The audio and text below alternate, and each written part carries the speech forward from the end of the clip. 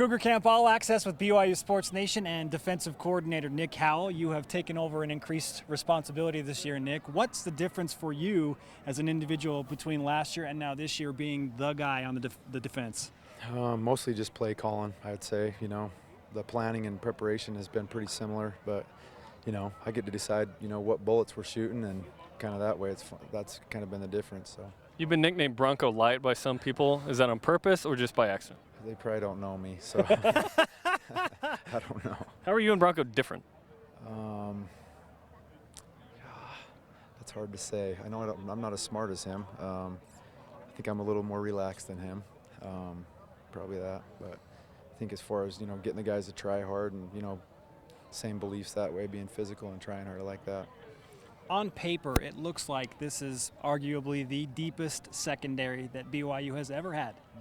Mm-hmm. Compared to last year when you guys were plugging and playing, what kind of a difference have you seen this year coming into camp with guys healthy and so much depth? The main thing that I've seen is, you have more good players, there's more good competition. There's not as many good players, there's no competition, there's a level of comfort. So, there's kind of a new guy every day jumping out, and competition makes everybody play better. That's what I would say.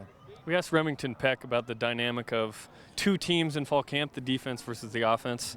He said, yeah, I hate those guys during the fall. Is hate too strong a word, or is that accurate?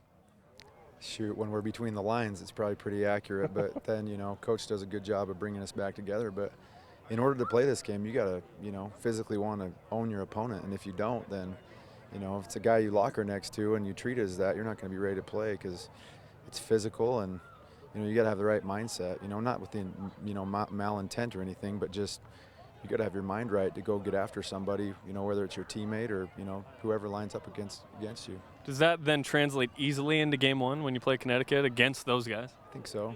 You're trying, that's like I'm saying, you're trying to develop the same mindset all the time, whether it's practice or a game. And, the guys that can do it in practice, they are setting themselves up to have a better chance in a game. With an increase in depth, we've noticed that you've run a lot of nickel formation, 5 defensive backs on the field. Is that an emphasis to get those athletes on the field this year? Today we didn't because, a couple guys didn't play, but you can't play nickel until you stop the run. And from what I saw today, we're putting nickel at risk right now. We got to stop the run. So some people paid $1,000 to have the fan experience the last 2 days. What did we miss? Getting to know us. I don't know. You can ask them, but shoot, I think you see love for our players, passion, a lot of energy, camaraderie in the meeting room, and guys learning and attacking and seeing really how difficult it is to play the game of football, seeing how difficult it really is to prepare, seeing that unity develop and that chemistry develop, and those are kind of things I think that they got to see. Pretty cool. What kind of potential does Michael Davis have switching again now from receiver back to defensive back? I liked Mike Davis today in particular. The thing that I saw that he couldn't do a year ago was tackle, and he came up and made a couple plays on screen. Mike Davis is a good dude, man. Just do whatever you ask him to do, does it with a smile on his face, and I like him, and I think he can play either one. And right now we need him there, and we'll see how it goes as the season progresses. But when you got a guy that fast, you got to play him.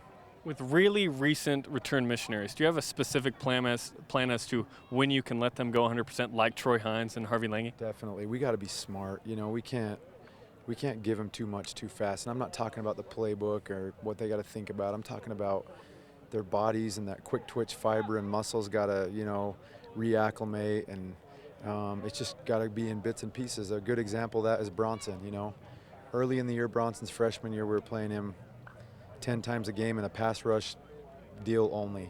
Maybe that's the thing for Troy is he can certainly pass rush. And so finding situations where he can come in the game and pass rush right away. And then with Harvey, there's really no way around being physical at that position and playing physical. But it's just at practice, we got to be smart. We can't overuse their legs. We got to, pull them back a day, increase them a day, pull them back a little, and make sure that their bodies can handle it. We know that defense thrives on trash talk and being aggressive. Who has the biggest mouth on the BYU defense this year? In a good way. The biggest mouth. Biggest trash talker. That's a hard one right there. Craig Bills can do it.